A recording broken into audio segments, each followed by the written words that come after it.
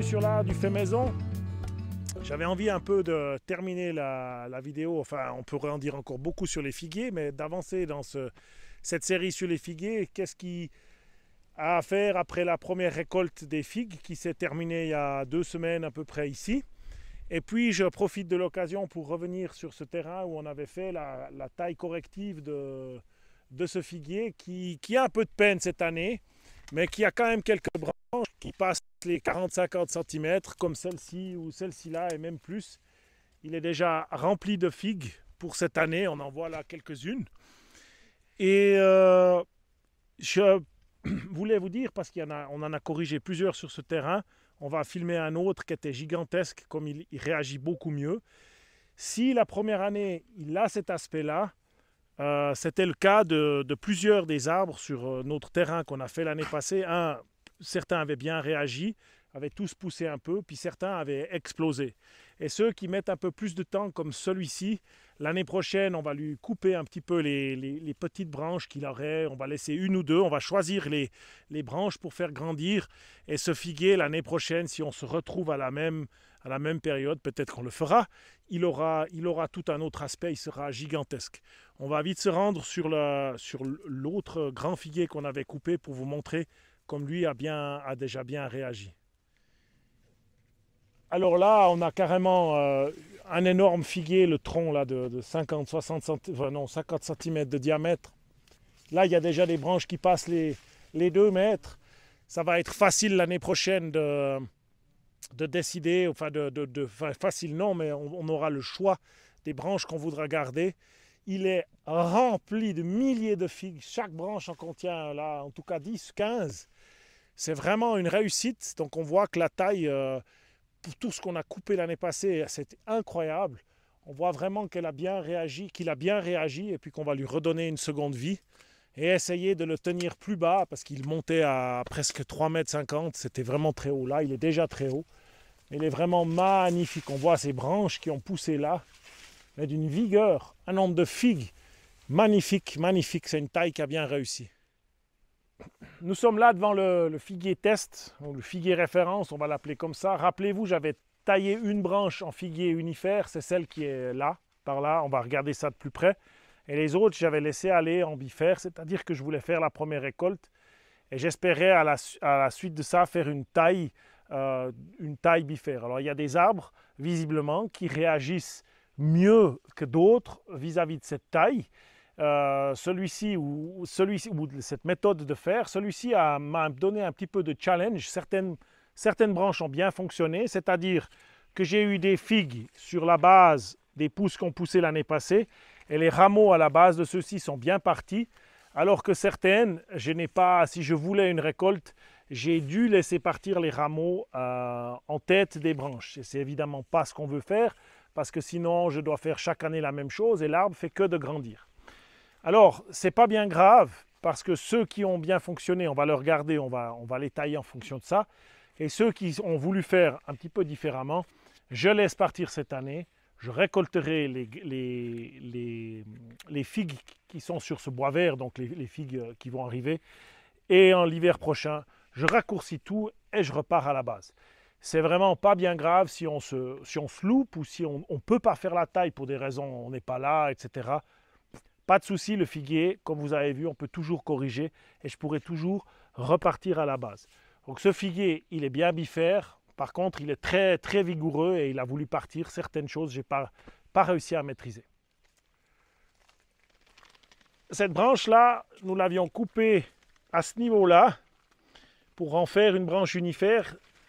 Aussi celle-ci qui est derrière moi là. Et on voit que les 2 rameaux qui sont partis là sont déjà énormes.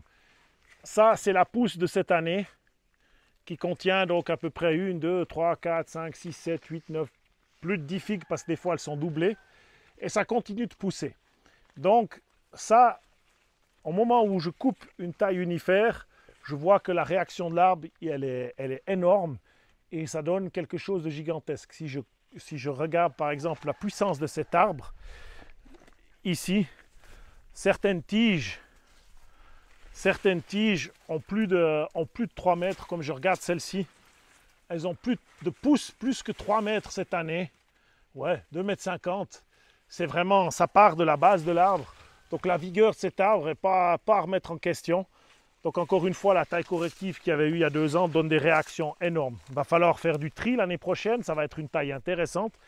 Mais en tout cas, cet arbre réagit extrêmement bien à la taille sévère.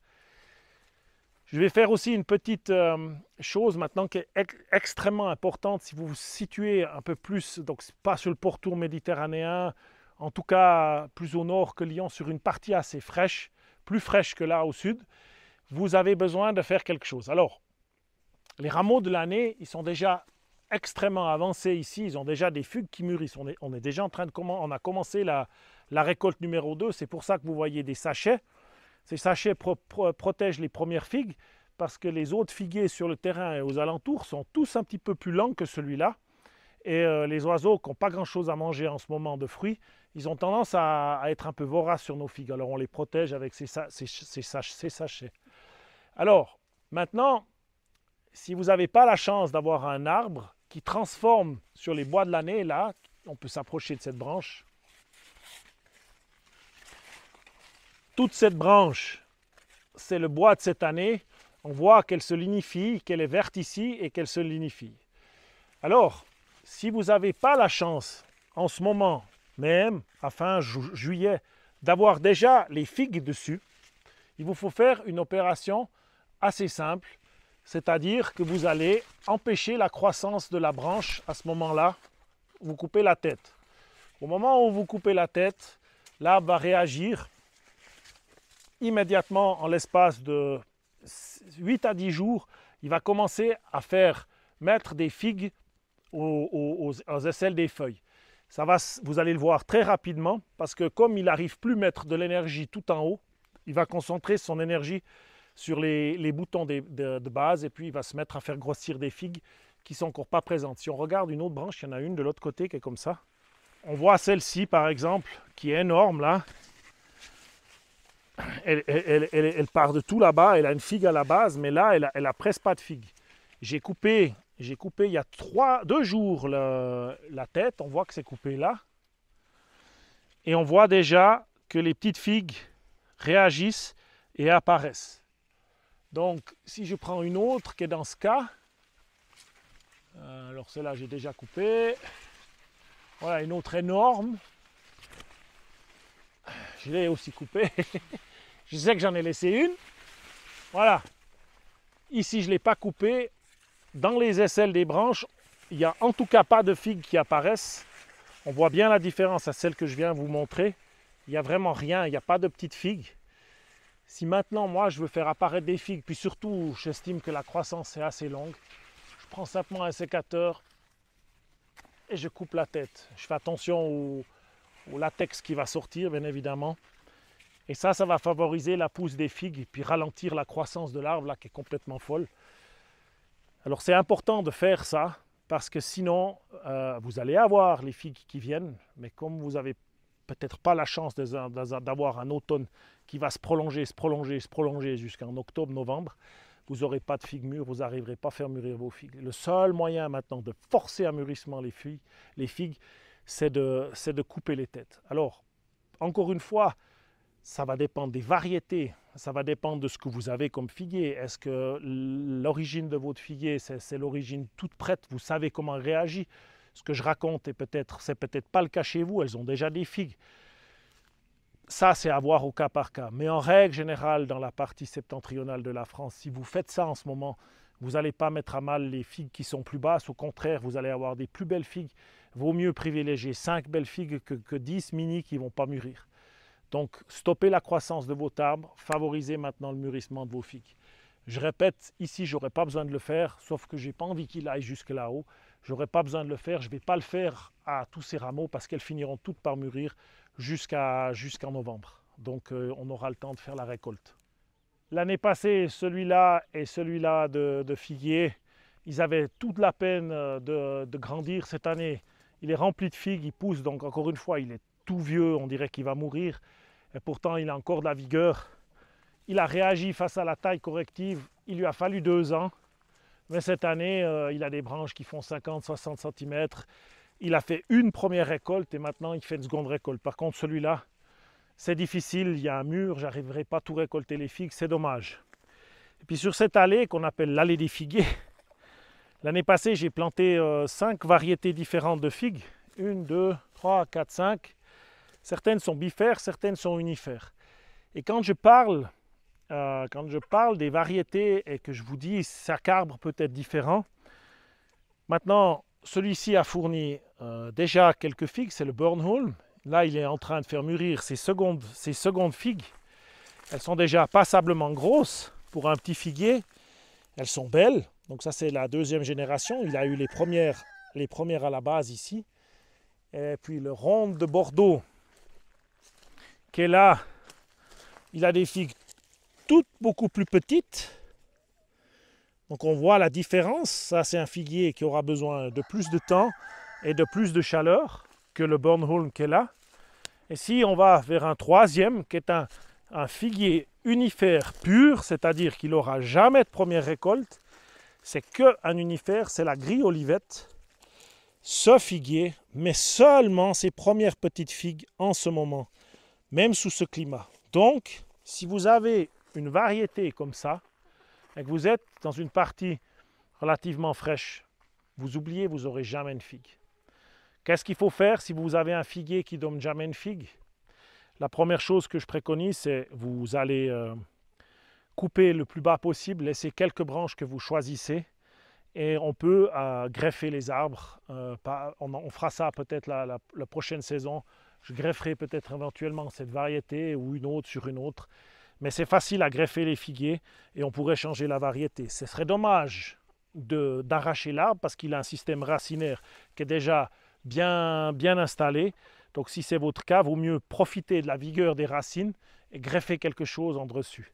Mais quand on parle de sélection de variétés, où je vous disais, voilà, cet arbre, je ne connaissais pas, il n'a pas bien réagi à la taille bifère et unifère,